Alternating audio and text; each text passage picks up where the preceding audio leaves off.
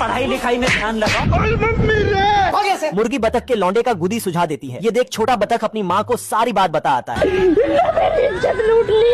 इतने में ये मुर्गी के साथ महाभारत शुरू कर देती है। अरे बाप हो बाप भाई, हमारा घर, हमारा द्वार, हमारा गाड़ी, हमारा घोड़ा। शोर शराबा सुन के मुर्गा भी वहाँ पहुँच जाता है। ऐसा मत करो मेरी जान, लाइफ में कुछ अच्छा करो यार। ये देख बतकी इसे भी एक रेपट जड़ के चल देती है। इतने में मुर्गा चोंच से इसका सुझा देता है।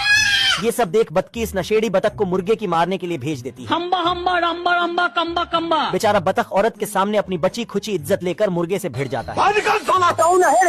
मेरी औरत कहीं खो गई है। तभी मुर्गा इसका चश्मा निकाल के फेंक देता है। इतने में नशेड़ी बतख के अंदर शिलाजीत का पावर आ जाता है। ये देख दोनों पक्ष के लोग अंडे की धुआंधार बारिश शुरू कर देते हैं। आज मैं मर गया भैया। अच्छा अभी ट्रेलर है। तभी बतख के लौंडे के साथ मुर्गी की लौंडिया भी गायब हो जाती है। किधर है बे? हे प्रभु।